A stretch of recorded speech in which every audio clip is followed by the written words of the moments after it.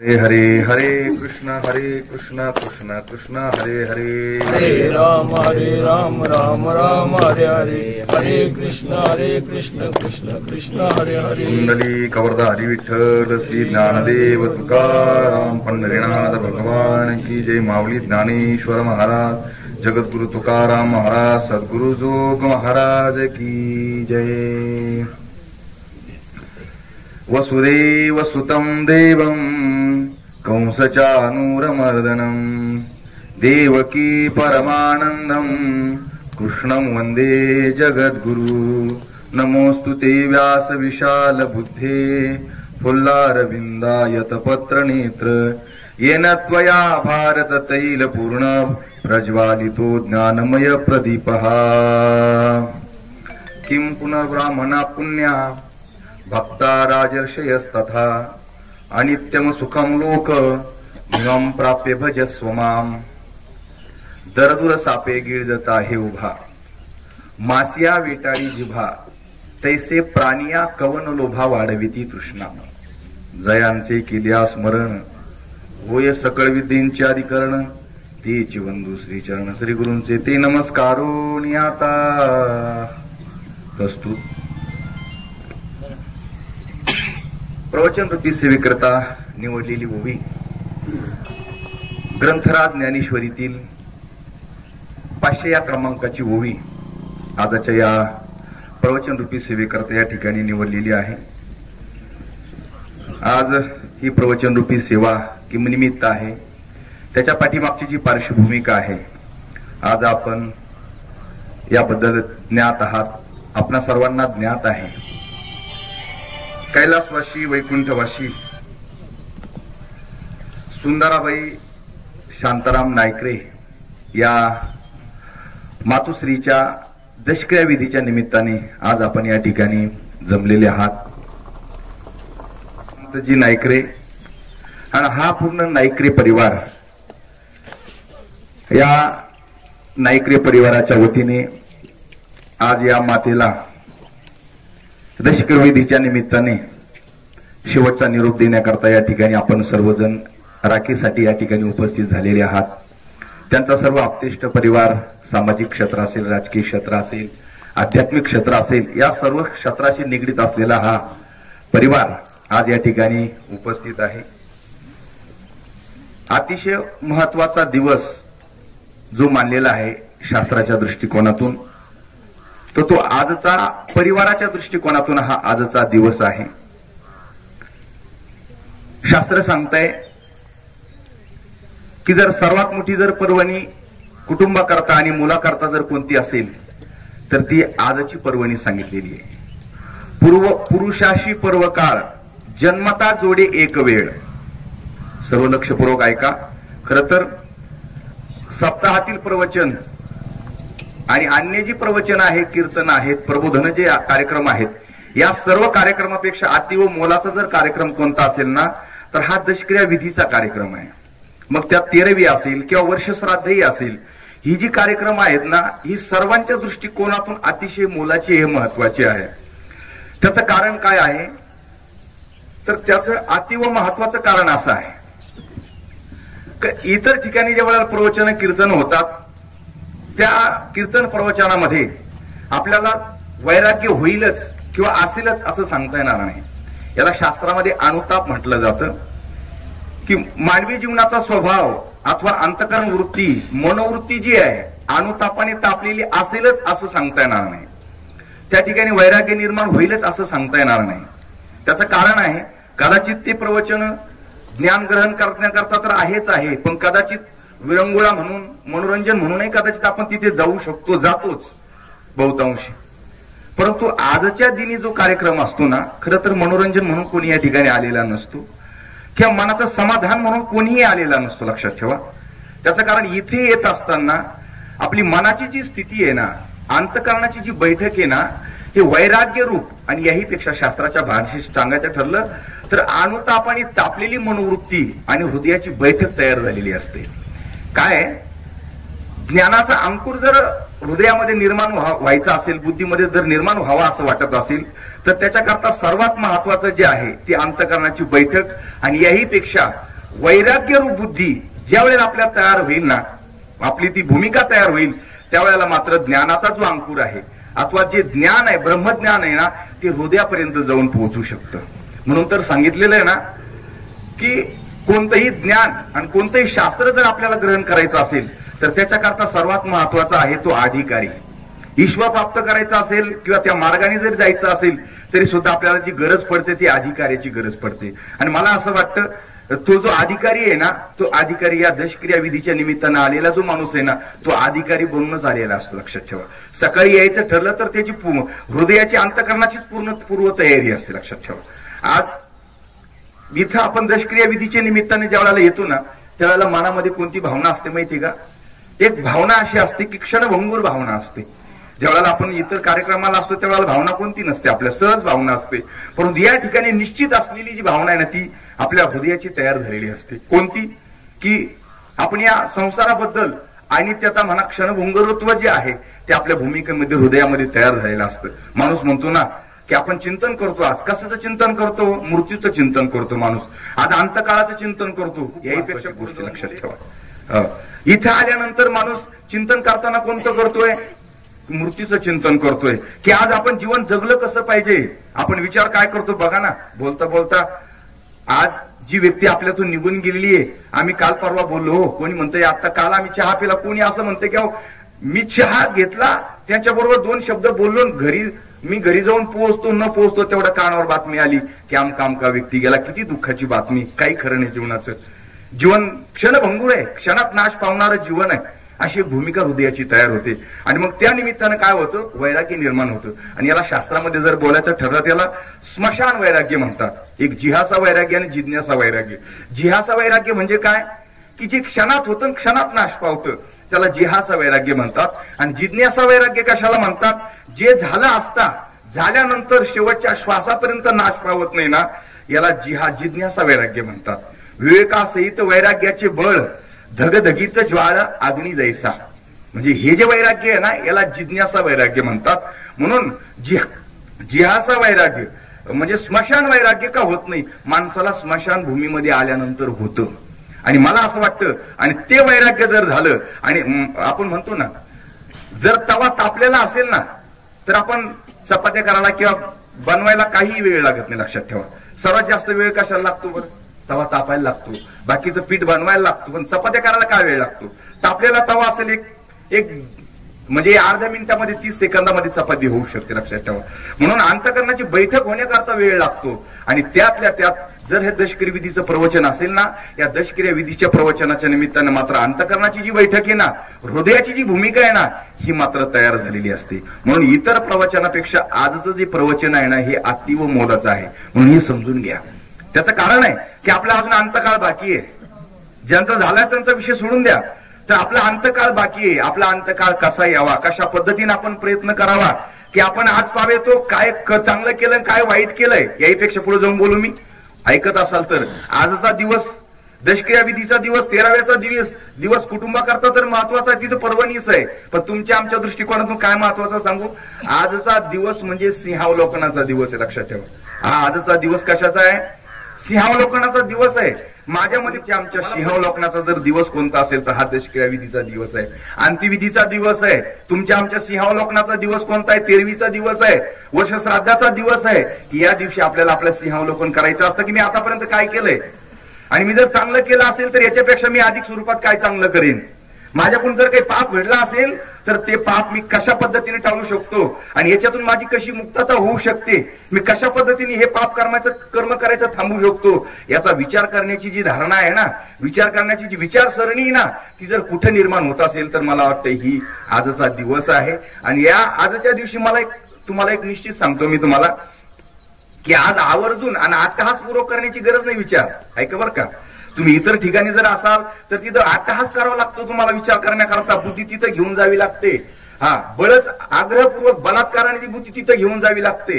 तेव्हा कुठेतरी थोडाफार विचार होतो. पण आजच्या दिवशी तुमच्या बुद्धीला काहीही चालना द्यायची गरज नाही. बुद्धीला विचार करायची आवश्यकता नाही, की बुद्धीला आग्रह धरायची आवश्यकता नाही की तू ते विचार कर की मी आतापर्यंत चांगलं वाईट काय केलेलं आहे. अजिबात नाही. आजची बुद्धी जी आहे ना ही पूर्ण तयार असते, रेडी असते. बाकी काय रेडीमेड आपण जे म्हणतो ना, कपडा घ्यायचा, शिवायचा आणि मग घालायचा असं नाही.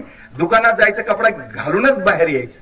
हा, ही जी बुद्धी ना, ही बुद्धी मात्र हा दशक्रिया विधीच्या, तर्पणादी विधी, श्राद्ध कर्म जे आहे ना, ह्या दिवशी तयार झालेली असते. लक्षात ठेवा. म्हणून आजचा दिवस जो आहे ना, इतरांच्या दृष्टिकोनातून तर महत्वाचा आहेच आहे, तुमच्या आमच्या दृष्टिकोनातूनही महत्वाचा आहे.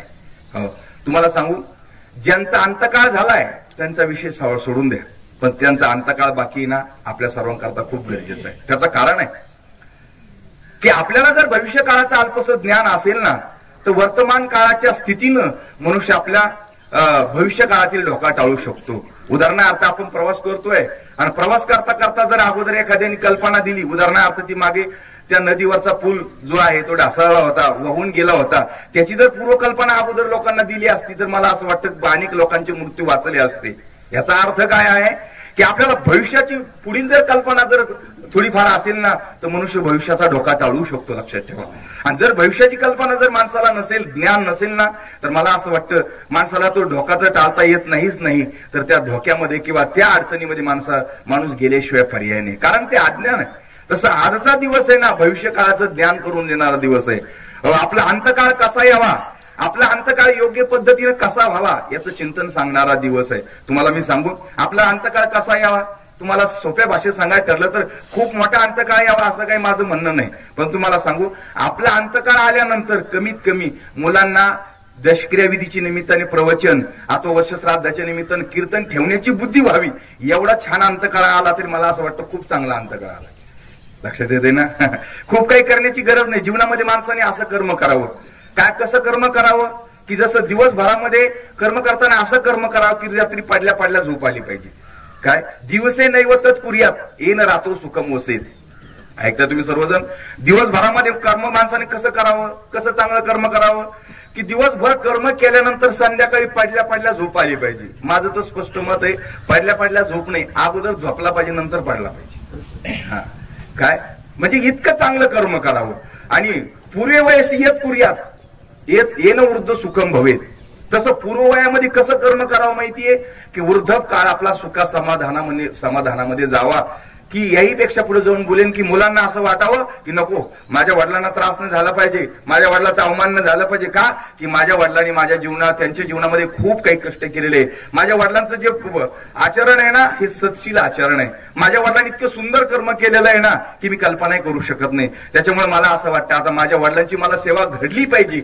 ही भूमिका, हृदगत भूमिका आपल्या मुलांची तयार व्हावी, त्याच्याकरता मात्र आपणही तयारी केली पाहिजे. कोणती तयारी केली पाहिजे? हा, दुसऱ्याचे लग्न मोडण्याची तयारी, दुसऱ्याचं वाटोळ करण्याची तयारी, ही तयारी नाहीये.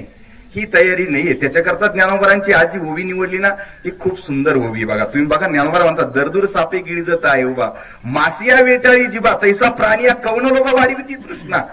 अरे हा प्राणी कशा करता तृष्णा वाढवतोय? असं काय मिळवायचंय त्याला एवढी तृष्णा वाढवतोय? लोकांचे तृष्णा वाढवण्याकरता अनेकांचं वाटोळ करतोय. ही काय भूमिका आहे? काय संतांची भूमिका आहे? ती विचार संतांनी या ठिकाणी प्रगट केलेले. तो भाव मला सांगायचा आहे. ज्यांचा अंतकाळ झाला त्यांचा विषय सोडून द्या, पण भविष्य काळाचं जर ज्ञान असेल ना, तर मनुष्य आपल्या प्रयत्नाने भविष्य काळातील धोका टाळू शकतो. सांगू मी तुम्हाला, अंतकाळ ज्ञान झालं ना माणसाला, तर आपला अंतकाळ कसा यावा, कशा पद्धतीने व्हावा, हे ठरवण्याचं स्वातंत्र्य आपल्याला आहे. लक्षपूर्वक ऐका बरं का. आपण बसलेलोच आहात आणि तुम्ही लक्षपूर्वक ऐकलं की मलाही सांगायला समाधान वाटतं बरं, कारण का तुम्ही ऐकता हे मला समजलं पाहिजे. काय अंतकाळाचं जर ज्ञान असेल तर मनुष्य कसा धोका टाळू शकतो याच्याकरता पौराणिक उदाहरण आहे. तुम्ही कदाचित ऐकलंही असेल, पण तरी एक सिद्धांत म्हणून ऐका. परीक्षिती राजाचं उदाहरण आहे.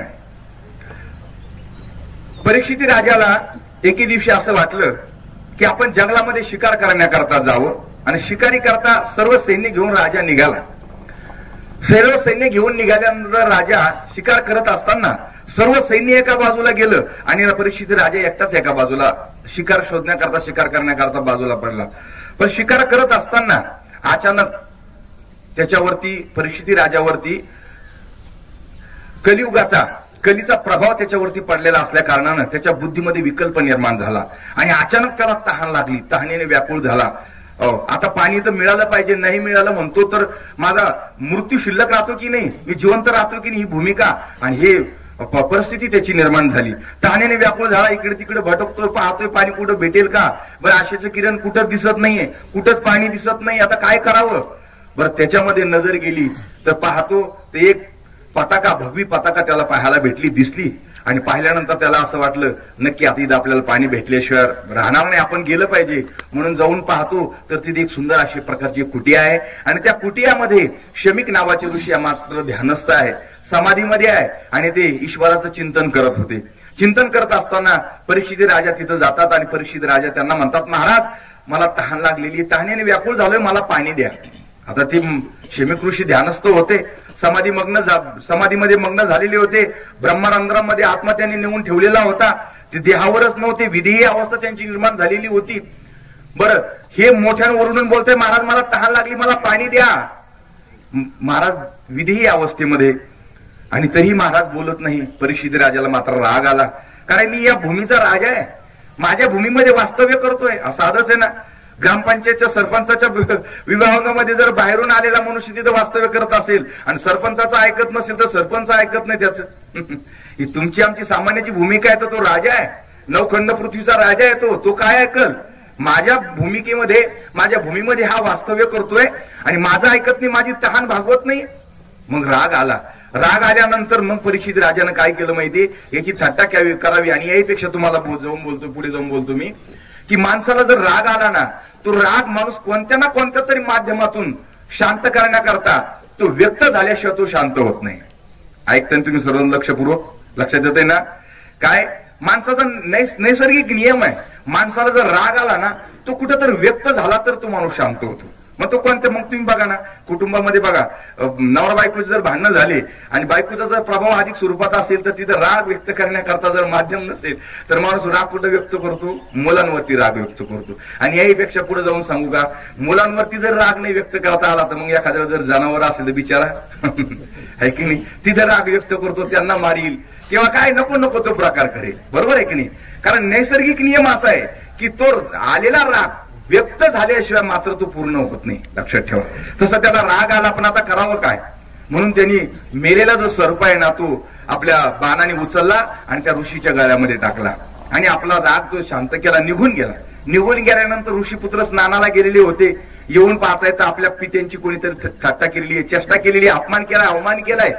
आणि मग त्यांना राग आला आणि रागाच्या आयुष्यात येऊन त्या ऋषीपुत्रांनी शाप दिला की ज्यांनी कोणी माझ्या पित्यांचा अपमान केला असेल, अवमान केला असेल, मेलेला सर्प गळ्यात अडकवला असेल, तो 7 दिवसामध्ये तक्षक नावाचा सर्प दंश होऊन मरण पावेल,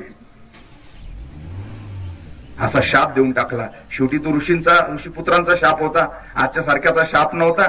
त्याचं कारण आहे, आपली जी वाचा आहे, आपली जी वाणी आहे, आपली जी जीभ आहे ना, हे दुसऱ्याचं अन्न खाऊन दुसऱ्याची निंदा करून करून पापिष्ट झालेली आहे, पापानियुक्त झालेली. त्याच्यामुळे शाप लागण्याची काही भूमिकाच नाही. पण त्यावेळेचे त्या ऋषीपुत्राचा शाप होता आणि तो शाप दिल्यानंतर आपल्या शमीक ऋषींना कळलं की आपल्या मुलांनी शाप दिलेला आहे. आणि मग अंतर्ज्ञानानं ओळखलं ते कोण आहे, तर कळालं की परीक्षित राजा आहे. आणि मग खूप वाईट वाटलं शमीक ऋषीला की एवढा सदशील राजा, सत्य आचारी राजा, साधूंची सेवा करणारा धार्मिक राजा, आणि या राजाला 7 दिवसामध्ये मरण येईल असा शाप मिळालाय. वाईट वाटलं. आणि मग दूतांकडून त्या परीक्षित राजांना निरोप पाठवला का राजा तू 7 दिवसामध्ये मरण पावणार आहे, अशा पद्धती तुझ्या कृत्य घडलं. आणि मग परीक्षित राजाला असं वाटलं आता आपण 7 दिवसात मरणार आहे. ऐकताना तुम्ही, मी सिद्धांताशी बोलतो. त्याला कळलं की आपण 7 दिवसात मरणार आहे, तर मग त्यांनी काय ठरवलं, काय आहे ते भोग भोगून घ्यायची हे ठरवलं का त्यांनी? नाही. त्यांनी काय विचार केला, अरे आपण 7 दिवसात मरणार आहोत, निश्चित झालेलं आहे आपण आपलं मरण, मग आता मात्र काहीतरी आपण योग्य मार्ग निवडला पाहिजे की जेणेकरून आपला उद्धार होईल असा मार्ग निवडला पाहिजे. आणि म्हणून त्या राजाने त्या राज्यवैभवाचा पूर्ण त्याग करून दिला. आपली जी संपत्ती आहे हे सर्व मुलाच्या हाती कारभार सोपून दिला आणि राजा जंगलामध्ये निघाला की आपल्याला उद्धार करून घ्यायचा आहे. आणि ऋषींना तो विचारू लागला की माझा उद्धार कशाने होईल. आणि मग सर्व ऋषींची चर्चा झाली, सुरू झाली की परीक्षित राजांनी राज्याचा त्याग केला आणि उद्धाराच्या मार्गाने निघालेला आहे. आणि मग शुकाचार्यांची भेट मात्र परीक्षित राजाला झाली आणि मग सांगितलं महाराज माझा उद्धार करा.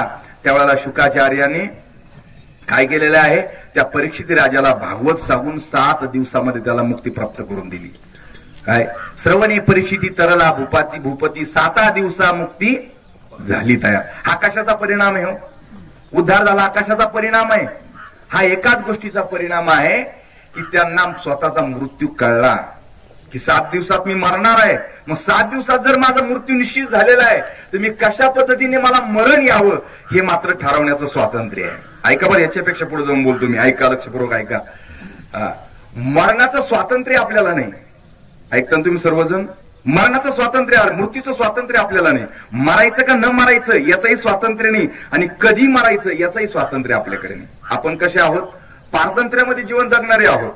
हो, हा, मृत्यू निश्चित आहे. मृत्यू कोणालाही टाळता आलेला नाही. मृत्यू टाळताच येत नाही. तुम्हाला याच्यापेक्षा बोलतो, ज्ञानोबांची ओवी, देहाची या गावा आलिया जन्म मृत्यूच्या सोहळिया ना म्हणो न हे धनंजया जया परी. काय 2 सोहळे शास्त्रामध्ये सांगितलेले आहेत. किती? 2 सोहळे सांगितलेले आहेत. तसे किती सोहळे? 16 संस्कार सांगितलेले आपल्या हिंदू शास्त्रामध्ये. त्याच्यातला हा शेवटचा सोहळा सांगितलेला आहे. एक पहिला सुरुवातीचा सोहळा आहे कोणता? जन्म सोहळा. आणि त्याच्यातला शेवटचा सोहळा आहे तो म्हणजे कोणता? मृत्यू सोहळा आहे. जन्म आणि मृत्यू या 2 तटाच्या मध्ये सर्व सोहळे येतात, लक्षात ठेवा. हा, परंतु त्याच्यामध्ये जन्माचा सोहळा आहे ना, हा वेगळा आहे. पण मृत्यूचा सोहळा याच्या सर्वापेक्षा वेगळा आहे. का? की जन्माचा सोहळा करायचा का न करायचा याचं स्वातंत्र्य आहे. ऐका बरं का, विवाह सोहळा आहे, स्वातंत्र्य, करायचं का न करायचं स्वातंत्र्य आहे ना. हे याचं करणे न करणे याला स्वातंत्र्य, याच्यात काही विषय नाहीये. नामकरण सोहळा आहे, बरोबर आहे. हे बाकीचे जे काही 16 संस्कार सांगितलेले आहेत ना, याच्यामध्ये प्रत्येकामध्ये स्वातंत्र्य आहे. परंतु पारतंत्र्यात असणारा एक सोहळा आहे, त्याचं नाव मृत्यूचा सोहळा आहे. हे पारतंत्र्य याच्यामध्ये. हो, गर्भधान सोहळा जो आहे म्हणजे आपल्याला जन्माला यायचं का नाही यायचं, कशा पारतंत्र्य म्हणजे याच्यामध्ये आहे. बरोबर आहे की नाही? आपण पूर्वी आगा कर्मे जे उरावे ते सुखदुःखी पाळावे. आपण पूर्वी कर्म कसं केलेलं त्याच्यावर अवलंबून आपला जन्म आहे, बरोबर आहे.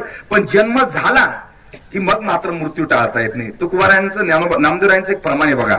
त्याच्यामध्ये बघा नामदेवराय का पडले? चुकवा व्यथा मृत्यूच्या नाही. ऐकतात तुम्ही? चुकवा व्यथा जन्माच्या. जन्माच्या व्यथा चुकवू शकता. पुनरपी मरणम पुनरपी जननम पुनरपी जननी जेठे सेनम वगैरे हे सर्व जे आहे ना, याच्यामध्ये जन्म चुकवता येतो. बघा शास्त्र काय सांगतं, जन्म चुकवता येतो. म्हणून तर नामदेवरायाने म्हटलं चुकवा व्यथा जन्माच्या. जन्माच्या व्यथा चुकवा. त्याचं कारण आहे, हो, जन्म चुकला का मृत्यू चुकवण्याची स्वतंत्र गरजच नाही. लक्षात येते का? तुम्ही लक्षपूर्वक ऐकत असाल तर लक्षात येईल. काय? जन्म चुकला का मृत्यूची स्वतंत्र चुकवण्याची गरजच नाही, लक्षात ठेवा. म्हणून काय जन्म चुकवण्याकरता शक्य आहे पण मृत्यू चुकवता येत नाही. ज्ञानोबारायांचं प्रमाण आहे किंवा संतांचं प्रमाण आहे, आलिया आकारा अवघे नाशे. तुम्ही जन्माला आला यात नवल नाही, आकाराला म्हणून जे जे आलेलं आहे ना त्याला नाश आहे. मग आता हे माईक आहे, बरोबर आहे. हे सर्व ज्या आकारवान ज्या ज्या गोष्टी आहेत ना, निराकाराला नाश नाही. बघा निराकाराला आकाशाला नाश आहे गाव. आकाशाला आकार सांगता येईल का तुम्हाला? कसा आकार आहे कोणी सांगू शकता की इथं? नाही. आकाशाला नाश का नाहीये? निराकाराशी नाश कैसा, अविनाशाची नाश कैसा, बरोबर आहे. निराकारची जी वस्तू आहे ना त्या वस्तूला नाश नाही. मग नाश कशाला आहे? आकाराला आहे. आकारवान जी वस्तू आहे त्याला नाश आहे. म्हणून जन्म झाला की त्याचा नाश निश्चित आहे आणि तो मृत्यू कोणीही टाळू शकत नाही. मला सांगा हिरण्यकश्यपूला आयुष्य किती होतं? हो ऐका बर का, नामदेवरायांनी आपल्या मनाचं सांत्वन केलेलं आहे. ऐकताना आपल्या मनाचं सांत्वन काय केलं नामदेवरायांनी? नामदेवराय म्हणतात मन शोक करतय. कशामुळे शोक करतय? कुणाचा तरी प्रिय व्यक्तींचा वियोग झालेला आहे. एखाद्या प्रिय, ऐका बरं, 2 गोष्टी दुःखाच्या सांगितलेल्या शास्त्राने. कोणत्या?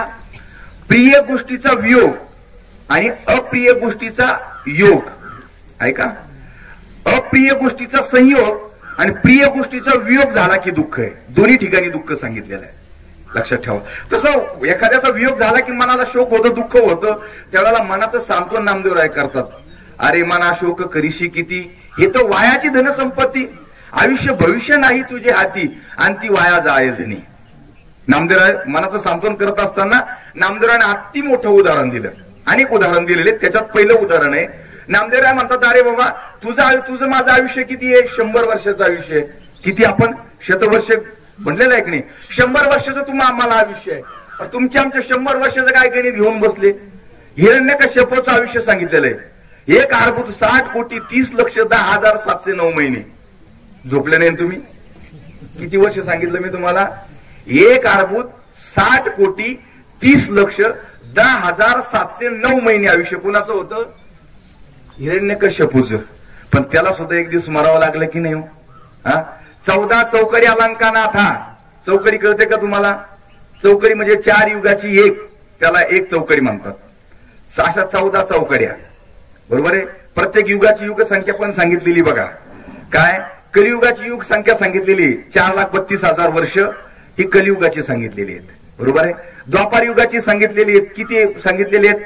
8,46,000 असं काहीतरी त्याचं वर्णन आहे. बरं, त्याच्यामध्ये त्रेतायुगाची युग संख्या सांगितलेली 12,96,000, बरोबर आहे. सत्ययुगाची युग संख्या सांगितलेली 17,28,000. असे सर्व मिळून किती होतात माहितीये का? 43,20,000. किती होतात असे? 43,20,000 वर्ष होतात. म्हणजे अशी एक चौकडी, अशा 14 चौकड्या कोणाचा विषय होतं? रावणाचं. 99 सहस्र राजा दशरथा, 99,000 वर्ष राजा दशरथाचा विषय होतं. एवढ्या विषय. बरं जाऊ दे, याच्यापेक्षा आणखी पुढे सांगू तुम्हाला मी. वास्तविक पाहता, तुम्ही लक्षपूर्वक ऐका, थोडंसं गणित सांगतो मी तुम्हाला. वास्तविक पाहता मला एक सांगा, अमृत या शब्दाचा अर्थ काय होतो? जे घेतला असता त्याला कधीही मरण नाही, असा त्याचा अर्थ होतो की नाही? लक्षात येतं? तुम्ही मान हलवा, म्हणजे तुम्हाला कळलं मला कळलं, म्हणजे तुम्हाला कळते मला कळलं पाहिजे. काय अमृत शब्दाचा अर्थ काय आहे? अमृत. जे घेतला असता पुन्हा त्याला मरण नाही, मृत्यू नाही, त्याला नाव काय आहे? अमृत. मग हे जे अमृत आहे, हे अमृत इंद्र प्राशन करतो की न करतो? महासिद्धीचे भांडारे, अमृताची कोठारे, जे गावी थिल्लारे कामधेनूचे. हे वर्णन कुणाचं आहे? स्वर्गाचं वर्णन आहे. अमृत इंद्राला प्राशन करण्याकरता, पिण्याकरता काय आहे? तुमच्या आमच्या करता सारखा अमृत नाही. अमृती हाऊस हे पण नाही, हे अमृत पण तो पित नाही, बरोबर आहे. आणि तुम्ही जे पित असाल आंबट बिंबट का असेल एक्सवाजे, ते बी अमृत इथं नाहीये, लक्षात ठेवा. तुमचं सामान्यांचं अमृत, प्रत्येकाचं अमृत भिन्न भिन्न आहे ना, ते बी अमृत नाही. आणि तुम्ही आपण जे नित्य पाणी पितो ना, ते बी पाणी ते पित नाहीत. मग ते नित्य पाणी पिण्याकरता कोणतं आहे त्यांना? जसं ज्ञानोबारानं म्हटले ना, आघेवी या जगा एक सेवे जैसे उदक. जगात प्रत्येक ठिकाणी कोणी काही वेगळं पिईल. कधी माणूस दूध पिईल, कधी काय पिईल, कधी तिसरंच पिईल, आहे की नाही? बरोबर आहे. पण पिण्याकरता माणूस मात्र पित असताना काय पिईल? महत्वाचं पाणीच पिईल ना. जगाला पिण्याकरता सेवे जर कोणती गोष्ट असेल तर ती पाणी आहे, लक्षात ठेवा. तसं स्वर्गामध्ये जर पिण्याकरता त्यांना काय असेल तर ते अमृत आहे. अमृताचं कुंड आहे तिथे. आणि अमृताचे कुंड जर ते प्राशन, अमृत कुंडामधून जर ते अमृत प्राशन करत असतील, तर इंद्र कसा असायला पाहिजे होता? अजरमर असायला पाहिजे होता की नाही? इंद्राला मरण असायला पाहिजे का नसायला पाहिजे? नसायला पाहिजे ना. स्पष्ट उत्तर आहे. इंद्र जर अमृत प्राशन करत असेल तर इंद्राला मृत्यू असोच नाही, असं माझं मत आहे. परंतु ज्ञानोबागा त्याचं वर्णन कसं केलेलं आहे? इंद्राला मरण नाही इथपर्यंत ठीक आहे, अमृताच्या नियमानुसार, परंतु तरी सुद्धा इंद्राला मारावं लागतं. तुम्ही म्हटले हे तर नवीनच आश्चर्य आहे. अमृताचं वर्णन असं आहे, तरी इंद्र का मरतो? त्याचं कारण आहे, तुम्ही बघा ना. काय 43,20,000 वर्ष पूर्ण झाली, एक महायुग होतं. ऐका बरं का, लक्षपूर्वक ऐका. 14 ज्या 4 चौकड्या सांगितली, एक चौकडी सांगितली ना तुम्हाला, कलियुग, द्वापारयुग, त्रेतायुग वगैरे सत्ययुग, हे जे 4 युग सांगितले ना, असे 4 युगाचं एक युग. आणि असं जे गणित केलं ना, ते महायुग होतं. 43,20,000 वर्ष पूर्ण झाली एक महायुग होतं. आणि अशी 71 महायुग झाली की तेव्हा एक मन्वंतर होतं. ऐका बरं का. आणि अशी 14 मन्वंतर झाली की ब्रह्मदेवाचा एक दिवस होतो. झोपले का तुम्ही? किती? ब्रह्मदेवाचा एक दिवस होतो. आणि अशा ब्रह्मदेवाच्या एका दिवसाला 14 इंद्र मरतात, 14 इंद्र होतात. मग सांगा बरं तुम्ही, इंद्राला मृत्यू आहे की नाही? लक्षात येतं तुमच्या? किती आयुष्य आहे? एक मन्वंतर झालं की एक इंद्र मरतो. म्हणजे अमृत प्राशन करून सुद्धा त्यांना मारावं लागतं का? हे काळकुटाचे सहोदर, ज्ञानोबारायनं म्हटलेलं आहे, हे अमृत आहे. परंतु काळकुटाचे सहोदर, हे अमृत जरी असलं पण विषाचा सक्का भाऊ आहे. म्हणजे कालांतराने का होत नाही, त्या विषाचा विष या भावाचा हळूहळू परिणाम तो कोणावर होतो? अमृतावर होतो. म्हणून कालांतराने का होत नाही, मृत्यू पेलेल्या माणसाला सुद्धा मारावं लागतं. अमृत करून करून काय करतो? काही नाही. अमृत काय, आजचं मरण ते पुढे नेऊन ढकलं होतं. काय कोर्टाचा नियम काय आहे? आज निकाल नाही लागला तर उद्या, उद्या नाही परवा, बरोबर आहे? नाही ठीक आहे, पण कोर्ट करून करून काय करील? फक्त आजचं उद्याचं परवा, पण निकाल मात्र कोर्टाला लावावाच लागतो. तसं ते जसं आहे ना, तुमचं मरण ढकललं जातं पुढं. तुम्हाला अधिक स्वरूपामध्ये दिवस भेटतील, पण मृत्यू मात्र चुकवता येत नाही, लक्षात ठेवा. मला सांगा बरं, हिरण्यकश्यपू सारखा चातुर्वान कोणी आहे का आतापर्यंत? झाला का? त्यांनी मरण चुकवण्याकरता काय काय केलं नाही? त्याने सर्व प्रयत्न केले ना हो. काय प्रयत्न केले नाही? त्यांनी तपश्चर्या करून ब्रह्मदेवाला प्रसन्न करून घेतलं आणि प्रसन्न करून घेतल्यानंतर ब्रह्मदेवाला सांगितलं, ब्रह्मदेवा मला मरणच येणार नाही असं काहीतरी सांगा. ब्रह्मदेव म्हटले, बाबा तुला मरण येणार नाही असं कसं काय मी सांगू शकतो? अरे मला सुद्धा मरावं लागतं, तर तुझी गोष्ट घेऊन काय बसलो मी? अरे मरण येणार नाही असं मी तुला वरदान देऊ शकत नाही, दुसरं काहीतरी माग. मग त्यांनी सांगितलं, एक काम करा, मला मृत्यू येत असताना कोणा आला नाही पाहिजे ते सांगितलं त्यांनी. काय सांगितलं? मला मृत्यू नाही येत असताना असा मृत्यू नाही आला पाहिजे. कसा? खाली नाही आला पाहिजे, वरही नाही आला नाही पाहिजे. बरोबर आहे. त्यातल्या त्या शस्त्राकडून नको, अस्त्राकडून नको, देव दानव मानव यक्षाकडून नको. बरोबर आहे. हे सर्व आत नको बाहेर नको अशी वरदान मागून घेतली. मला असं वाटतं त्याचा मृत्यू चुकला का? नाही. शेवटी त्याचा मृत्यू वेळ काळ जवळ आल्याबरोबर नरसिंह परमात्म्याने अवतार धारण केला. एके दिवशी हिरण्यकश्यपूने प्रल्हादाला विचारलं, का रे तू इतक्या दिवसाचं ज्याचं भजन करतो तो नेमकी आहे तरी कुठं? असा प्रश्न विचारल्यानंतर प्रल्हादाला थोडस हसायला आलं आणि प्रल्हाद हसून म्हटला, दादा तुम्ही मला प्रश्न विचारताय तो आहे तरी कुठं, मी तुम्हाला प्रश्न विचारतो तो नाही तरी कुठं. काय तुम्हाला प्रश्न कळला असेल तर लक्षात येईल. हिरण्यकश्यपूने प्रल्हादाला विचारलं, अरे तू ज्याची भक्ती करतो तो आहे तरी कुठं? पुन्हा प्रश्न प्रल्हादाने हिरण्यकश्यपूवर केला, दादा तुम्हाला मी पुन्हा प्रश्न विचारतोय तो नाही तरी कुठं ते सांगा मला. नाहीतरी कुठं म्हटलं? ते म्हटले ह्या खांबामध्ये. हो ह्या खांबामध्ये आहे. मग खांबावरती लात मारिली दुर्जनी, स्तंभी नारायण प्रगटले. खांबावरती लात मारल्याबरोबर नरसिंह परमात्मा अवतार धारण केला आणि नरसिंह परमात्म्याने अवतार धारण करून त्यांनी जे वरदान मागून घेतले होते ना त्या सर्व वरदानावरती मात केली नरसिंह अवताराने. त्याने सांगितलं होतं पशुकडून नको, मानवाकडून नको, दानवाकडून नको. भगवान परमात्म्याने असा अवतार धारण केला, धड पशुनी मानवनी देवईने. बरोबर आहे. बरं त्यांनी मारताना आत नको बाहेर नको म्हटल्यानंतर कुठं घेऊन मारलं त्यांनी? दारामध्ये. आपण त्याला म्हणतो उंबरठा. उंबरठा ही गोष्ट अशी ती आतही नाही बाहेरही नाही. म्हणून तर माणसं त्याच्यात उभं राहिल्यानंतर लोक काय म्हणतात, जुने काही एक तर बाहेर होय नाही तर आत होय. याचा अर्थ ती जागाच अशी ती आतही नाही बाहेरही नाही. लक्षात आलं की तुमच्या? म्हणून त्या जागेवरती निवडलं. बरोबर आहे. खाली नको वर नको. ठीक आहे. भगवान परमात्म्याने त्याला कुठं घेतलं? मांडीवर घेतलं. खाली नाही वरही नाही. बरोबर आहे की नाही? बरं अस्त्रांनी नको, शस्त्रांनी नको. मारलं कशाने त्याला? नखाने मारलं. शस्त्रही नाही ना, अस्त्रही नाही ना. लक्षात ठेवलं का? लक्षात आलंय का? या सर्व गोष्टीवर मात करून त्याला सुद्धा एक दिवस मारावं लागलं. मला सांगा त्याच्यासारखे आपण चातुर्यानं आहोत का? काय आपले आयुष्य? काहीच नाही. 100 वर्ष. बरोबर आहे की नाही? म्हणजे सांगण्याचा तात्पर्य अर्थ भाव असा आहे की मृत्यू ही जी गोष्ट आहे ना ही गोष्ट निश्चित आहे. ही आपल्याला टाळता येत नाही. जन्म टाळता येईल पण मृत्यू टाळता येत नाही. मोठ्यांना संपवावं लागलं तिथं तुमची आमची गोष्ट काय. परंतु मृत्यू जरी निश्चित असला पण तो मृत्यू कसा यावा ना हे मात्र आपल्या हातात आहे. काय? मृत्यू टाळणं हे आपल्या हातात नाही पण तो मृत्यू कसा यावा याचं मात्र स्वातंत्र्य आम्हाला आहे.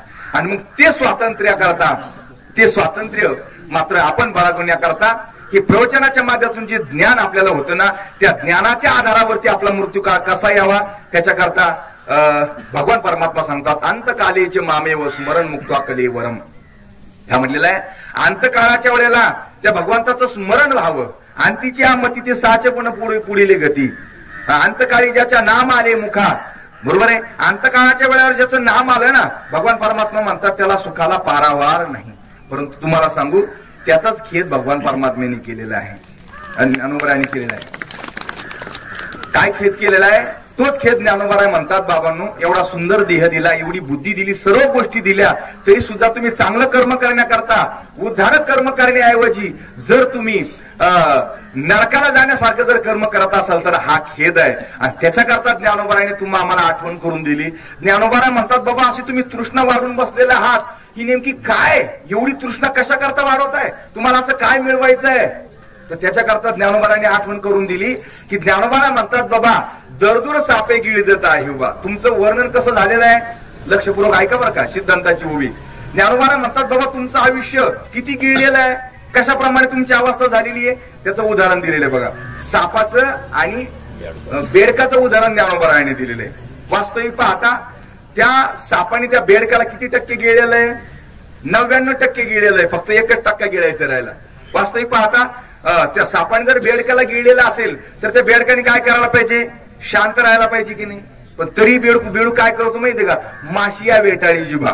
तरी सुद्धा तो काय करतो माहितीये का, आपली जीभ बाहेर काढतो आणि आजूबाजूला जे किडे फिरतात ना, ती किडे मात्र तो ओढतून खातो. मला सांगा, बरोबर आहे? म्हणजे ज्ञानोबा म्हणतात तसं जसं बेडकाला एवढं गिळलं तरी तो बाहेरची किडे माकोळे वगैरे खातो, दुसऱ्याचं वाईट चिंततो, तसं तुमची आमची गोष्ट झालेली आहे. तुम्हाला कोणाला 75% गिळलंय, कोणाला 50% गिळलं, काही ना 99% गिळलं, तरी बिचारे कोणाचं तरी वाईट करण्याचा प्रयत्न करतात. ज्ञानोबा म्हणतात ते का करतात, मला आश्चर्य वाटतं. दरदूर सापे गिळी जाते उभा, माशिया वेटाळी जिबा, तैसे प्राणिया कवणलो भाव वाढवी ती तृष्णा. अशी कोणती तृष्णा आहे की त्या आधारावरती हे प्राणी मात्र भुलून गेलेत, वेडे झालेत आणि हे मात्र कोणाचं तरी वाईट चिंततात.